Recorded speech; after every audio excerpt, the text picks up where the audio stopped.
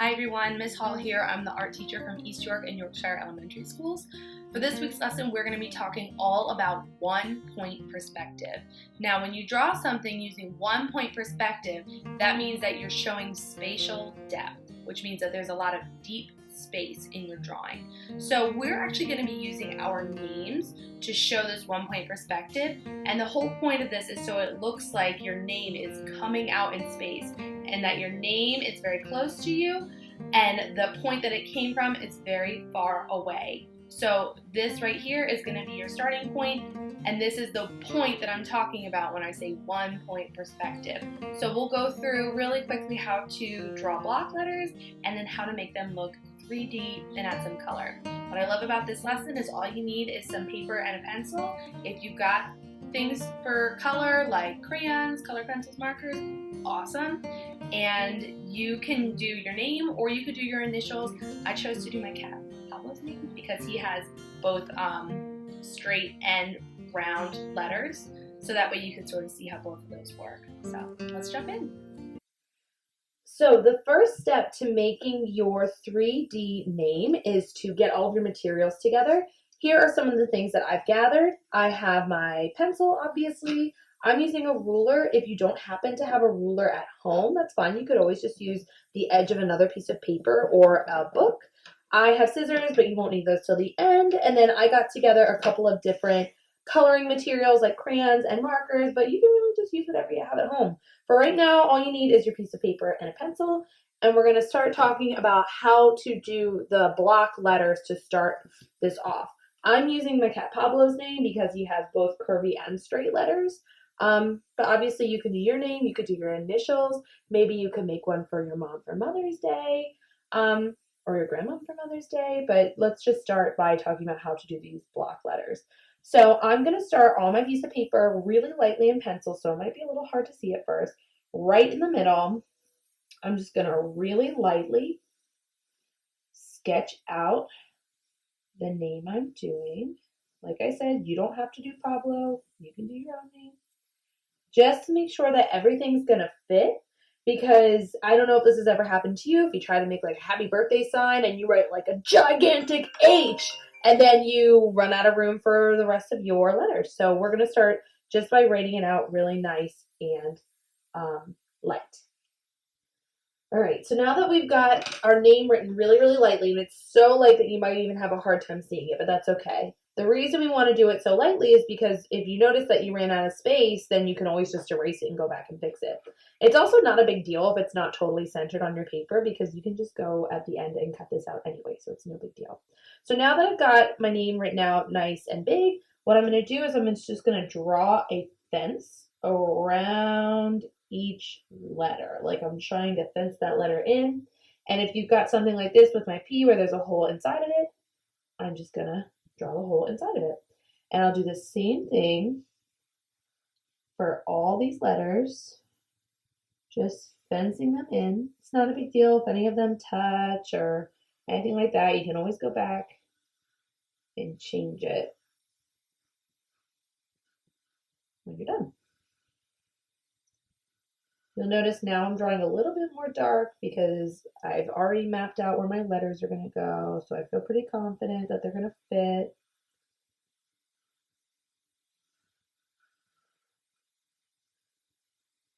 All right, so now I've got my block letters, and now we can start talking about one-point perspective and how to make these look 3D.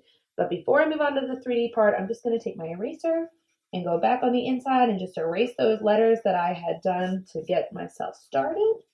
And what you're left with are your block letters.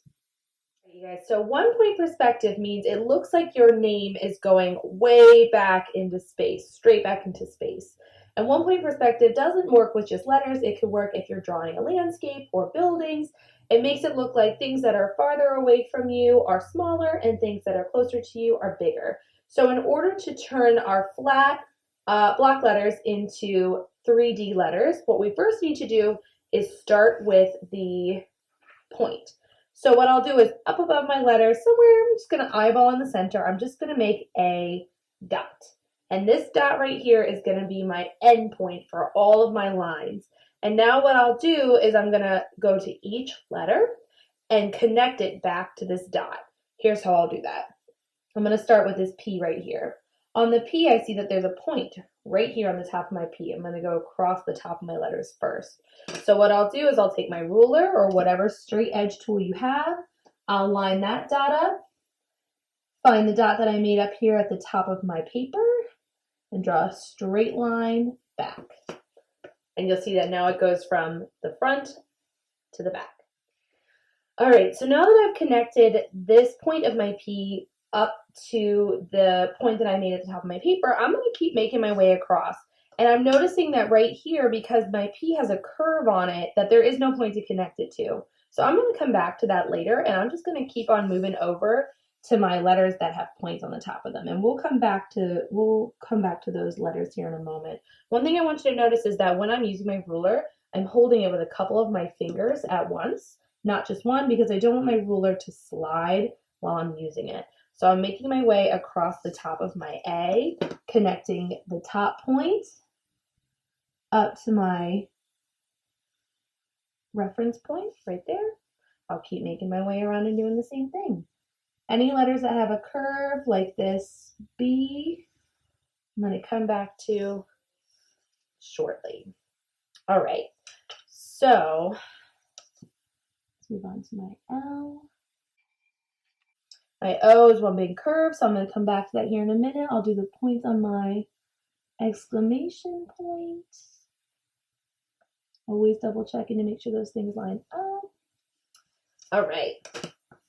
So right now, let's go back and deal with some of these curvy letters. I did all the easy ones already. I went through and found all the points.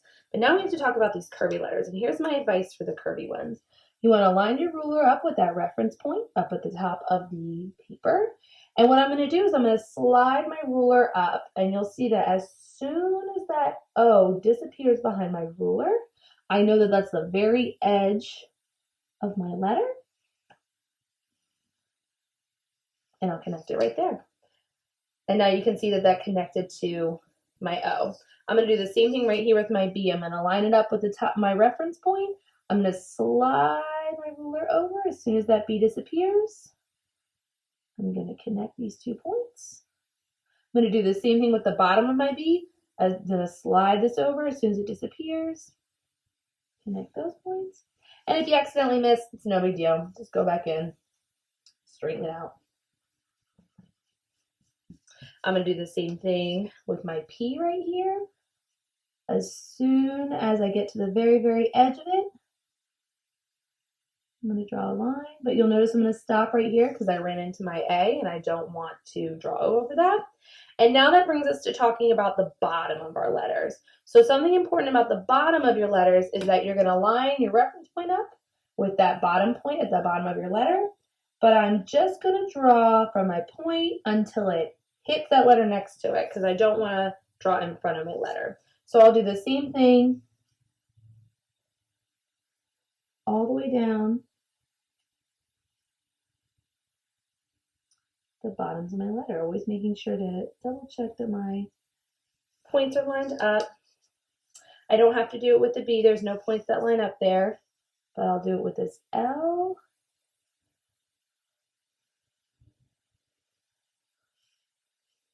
And this point to my L. And the bottom of my O. The bottom of my exclamation point.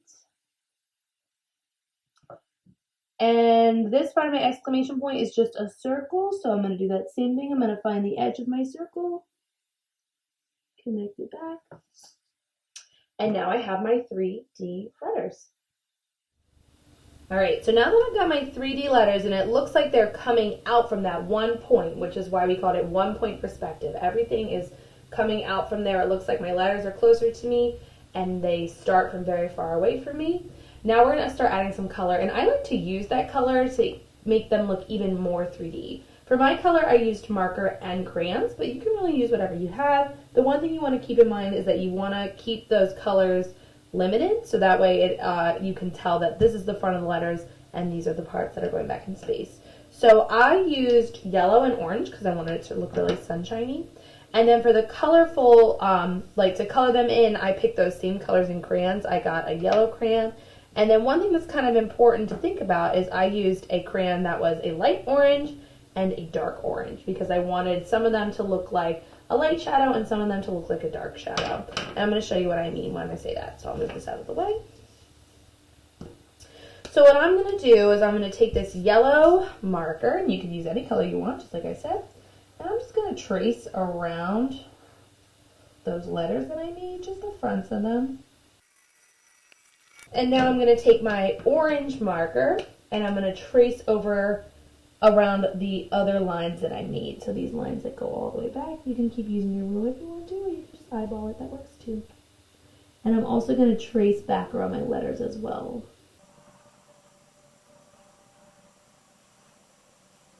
So I'm re-outlining the letters and also outlining those lines that go back into space.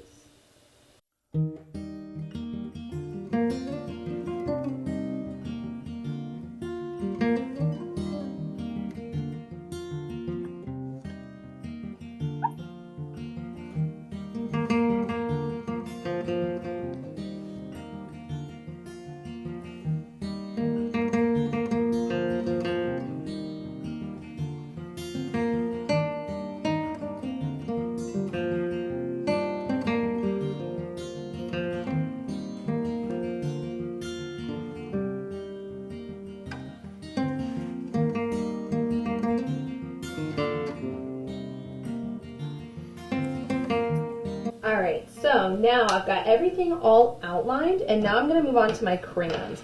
And really simply, the front of my letters, I'm just going to color them in with yellow.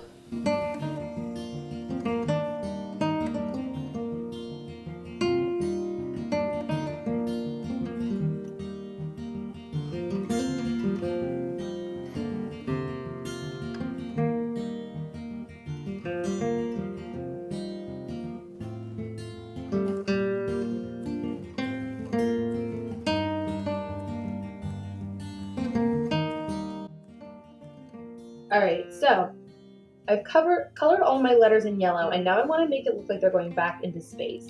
And I almost want you to think about the sun is shining right on the letters, and as the shadows go back into space, they're going to get darker. So I chose to use orange for this, so I picked a light orange and a dark orange. But you could do that with anything. You could pick light green and dark green, that would work. You could pick light blue and dark blue, that would work. Whatever you really would like to use. You just want a lighter version and a darker version of the same color. So what I'm going to do is I'm going to start with my light orange, and around the top and towards the front, I'm going to do that in light orange. Towards the front, I'm going to do that in light orange. And as it goes back into space, I'm going to switch over to my dark orange, because the farther your shadow goes back, the darker it will be. It's also going to be darker in between those letters, so that it looks darker as it goes back into space. I'm going to do the same thing right here. I'm going to have the light on top and towards the front of my letter, inside those little holes as well. And I'm going to switch to the dark as it gets further back in space and in between those letters. Keep on going.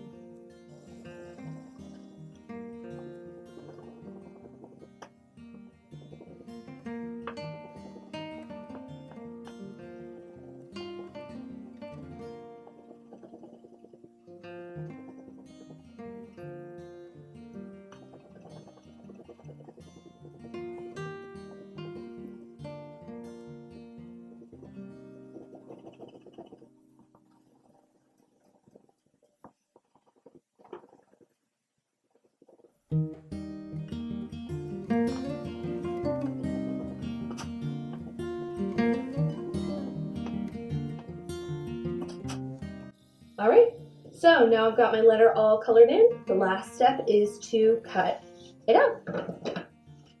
Now, you don't have to cut yours out if you don't want to. I just think it looks cool. That's totally up to you.